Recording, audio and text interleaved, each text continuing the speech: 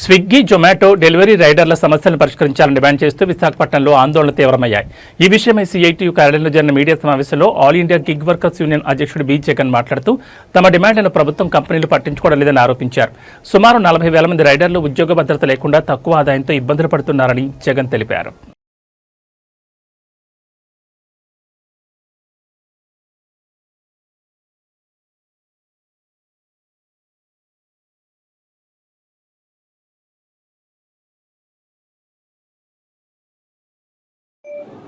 రేపు ఈ నెల 20వ తేదీ నుంచి జొమాటో, స్విగ్గీ, ఇన్స్టామార్ట్ పనిచేస్తున్న గిగ్ వర్కర్స్ అందరూ కూడా సమ్మెలోకి వెళ్తున్నాం. సమ్మెలోకి వెళ్ళడానికి కారణం ఏంటంటే ఇప్పటికే గత 6 నెలల నుంచి జొమాటో, స్విగ్గీ యాజమాన్యానికి వినతులు ఇచ్చాం. కనీసం గత లాస్ట్ నవంబర్ నాటికి ఉండే రేట్లు ఇవ్వమని చెప్పేసి ఈరోజు వినతి పత్రాలు ఇచ్చాం. వాళ్ళు స్పందించకపోతే లేబర్ కమిషనర్ గారికి ఇచ్చాం, కలెక్టర్ గారికి ఇచ్చాం. లేబర్ కమిషనర్ గారికి కూడా స్విగ్గీ యాజమాన్యం కనీసం మీటింగ్కి రాలే. జొమాటో యాజమాన్యం కూడా మీటింగ్కి వచ్చి మేమేమి చేయలేమని చెప్పేసి వెళ్ళిపోయింది. కలెక్టర్ గారిని కలిస్తే మేము అని చేతులు ఎత్తేసారు. తప్పనిసరి పరిస్థితుల్లో ఈరోజు జొమాటో, స్విగ్గీ రైడర్స్ అందరూ కూడా సమ్మెలో దిగవలసి వచ్చింది. ఎందుకు దిగుతా ఉన్నారు? గతంలో ఇచ్చిన రేట్లు గత నవంబర్ నాటికి 2024 నవంబర్ నాటికి కిలోమీటర్కి 12 రూపాయల నుంచి 10 రూపాయలు రేట్లు ఇచ్చేవారు.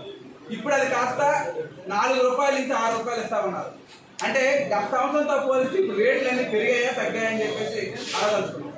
అలాగే బేస్ ఫేర్ సంబంధించి కనీసం ఈరోజు శ్రీకాకుళంలో ఒక రైడ్ తీసుకెళ్తే, ఒక పార్సల్ తీసుకెళ్తే 25 రూపాయలు ఇస్తారు.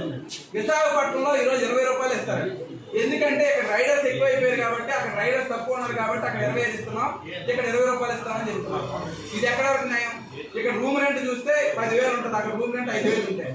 మరి అటువంటిది జీవన ప్రమాణాలు ఖర్చులు అన్నిటికీ ఇక్కడ ఎక్కువ ఉంటే మరి ఎందుకు ఈరోజు తగ్గిస్తున్నారని చెప్పేసి అడుగుతా ఉన్నాం. కానీ మేము అడుగుతుంటే అదనంగా ఈరోజు జొమాటో వాడికి 974 కోట్ల లాభం వచ్చింది ఈ సంవత్సరం. మేము లాభాల్లో షేర్ అడగట్లేదు.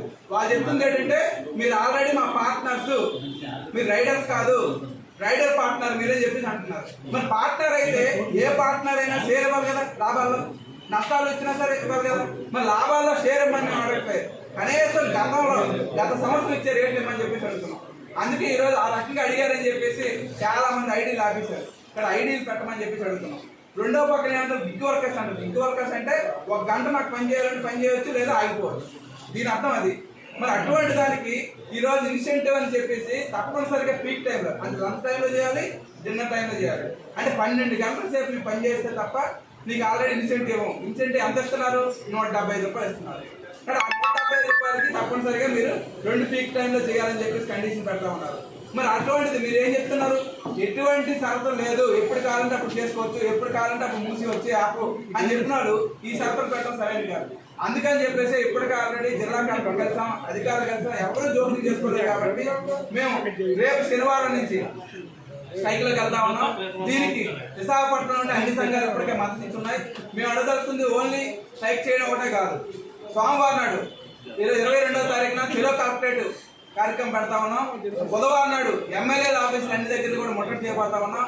ఇదేదో విశాఖపట్నంలో స్టార్ట్ అయిన ఈ ఉద్యమం ఇక్కడ 40,000 మంది మాత్రం గిగ్ వర్కర్స్ ఉన్నారు. ఇది విశాఖపట్నం పరిమితి కావట్లేదు. ఈ ఉద్యమానికి రాజమండ్రి వాళ్ళు ఆల్రెడీ, గుంటూరు వాళ్ళు కూడా ఆల్రెడీ సిద్ధపడ్డారు. మా స్ట్రైక్ మద్దతుగా వాళ్ళు కూడా స్ట్రైక్ లో దిగుతున్నారు. ఇప్పటికైనా పరిష్కారం చేయకపోతే ఈ సమ్మెని దేశవ్యాప్త సమ్మె కూడా చేయవలసి వస్తుంది. అటువంటి పరిస్థితి తెచ్చుకోవద్దు. ఈ సమ్మె జరిగేటప్పుడు ఏమైనా అమంతరాలు జరిగితే దానికి రాష్ట్ర ప్రభుత్వమే బాధ్యత వహించాలి.